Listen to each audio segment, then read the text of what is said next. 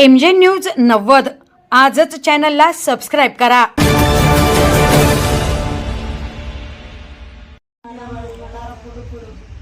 जो भी इंसाफ आहे आमचा जो खोटे खोटे गुन्हे आमच्यावर दाखल करून राहिले, आमच्यावर विनाकारणचे जे गोष्टी होऊन गेल्या त्या गोष्टीचा जो अन्याय परत आमच्या मागे लावत असत तर त्या गोष्टीचा अन्याय तू आम्हाला फक्त करून दाखव। त्यांच्या लेकरा बाळाच्या हातापायावरून काढून दाखवलं।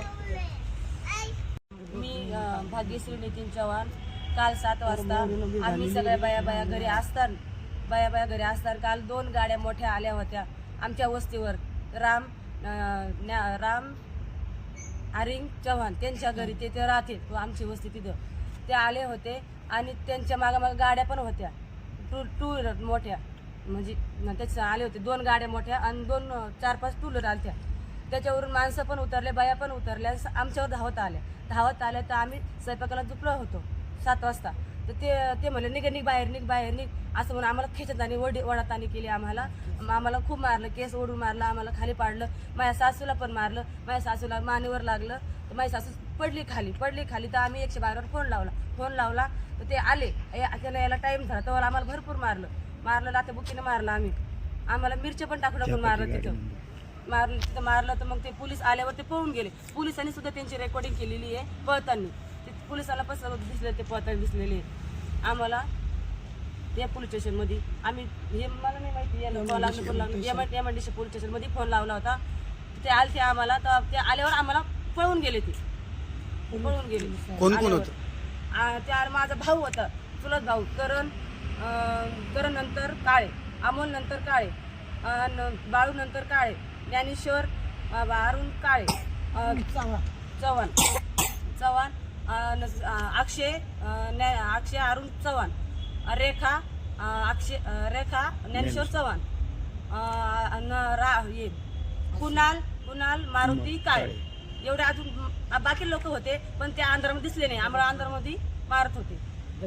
मला एवढं सांगायचं का आमच्या वादमध्ये त्यांनी आमची जमीन पण विकून खाल्ली आणि आम्हाला राहून देना आणि ते कांडेकर आहे ते माणूस आणि त्याच्यावर ते भरपूर आम्हाला धमकी देऊ राहिलेत आणि ते म्हणजे तुम्हाला मारू, तुम्हाला आम्ही जीवन सोडणार, तुम्ही इथून पळून जा, इथं राहू नका, अशा आम्हाला धमकी देऊ राहिले। वारंवार आम्हाला अत्याचार करू राहिले, आम्हाला पाणी पिऊन देत नाही, आम्हाला सरपंच काढून देऊन देत नाही। आम्ही असं पुढे गेलो तरी आमच्यावर लक्ष ठेवतात, आमच्या जीवाला धोका आहे। कलेक्टर ऑफिसला जाऊ आम्ही हे सगळं तक्रार घेऊन, कलेक्टर ऑफिसला जाऊ हे तक्रार घेऊन, कारण की आम्हाला हे धोके पहिले पण झालेलेच आहे।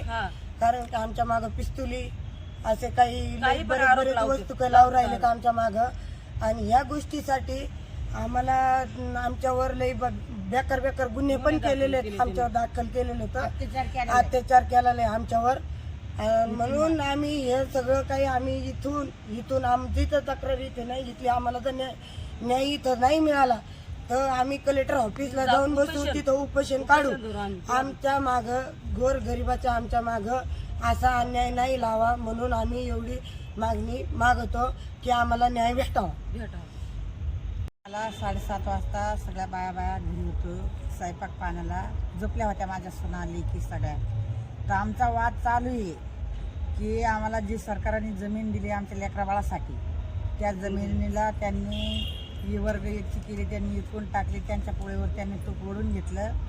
कारण की ते जमीन आमच्या लेकरा बाळासाठी दिलेली 13 जणांचे नाव येतं त्याच्यात, मग ते 13 जणांनी ते वाटून घ्यायची का त्यांनी एकट्याने खायची म्हणून याच्यावरून वाद चालू आहे।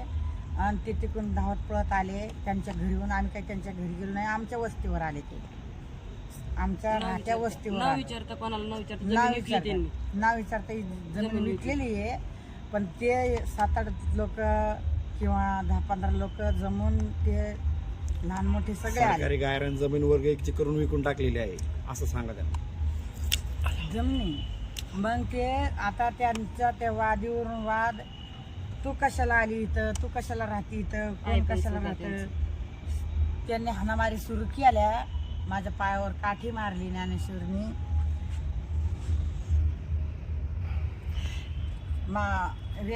रेखाने अश्विनीने माझ्या काजलने केस ओढून धरून हाणामारी केली माझी, मला खाली पाडलं, मिरची टाकल्या माझ्या डोळ्यात इथं वडाताणी झाली. मारलं. तर मग मला हे सांगायचं सर, आता एवढे लोक येऊन जमून मारतात, त्यांचे पंचे लोकांना जमीन दिलेली आहे, त्या लोकांची बार बार आम्हाला धमकी देतात आमच्या लेकरा बाळांना सगळ्यांना संपून टाकायला. आता आमची एवढीच हात जोडून विनंती आहे सरकारला की आम्ही तुमच्यापर्यंत येऊ राहिलो, आमची काही न्याय होऊ नाही राहिली आमच्या लेकरा बाळाची. आम्ही सरळ आता कलेक्टरच्या दारात सगळे लेकरा बाळा घेऊन उपोषण बसू आणि आम्ही तिथंच जीव द्यायला तयार आहे. आत्मग्रहण करू. खोटे नाटकीचं पण आपल्याला करणार. हे खोटी नाटकीचं तर आम्हाला वैतागच आलेलं आहे. या गोष्टीसाठी आम्हाला न्याय मिळावा कलेक्टर ऑफिसला ही आम्ही नम्र विनंती करतो. जो गरीब माणूस आहे, जो लई असं खायला माजूत आहे, भीक मागून खातो, घरादाराची भाकर मागून खातो, त्या माणसांकडं पिस्तुले असतात का? जो श्रीमंत आहे त्याच्याकडे नाही आणि आमच्यासारख्या गोरगरिबाकडे आहे का? ह्यो असा अन्याय आमच्यावर का चालला एवढीच आम्हाला सरकारला नम्र विनंती आहे. जर ह्या जिन्सा असत्या तर आम्हाला हे रट्टे खायची काय गरज होती? दगड डोंडे खायची काय गरज आहे? काय गरज? ह्या जर जिन्सा आमच्याकडे असल्या तर आम्हाला दगड डोंडे खायची काय गरज आहे? 100 जणांचा मार खाण्याची काय गरज आहे? मग या अशा खोट्या नाटे हे सगळं सरकारने बंद करावा.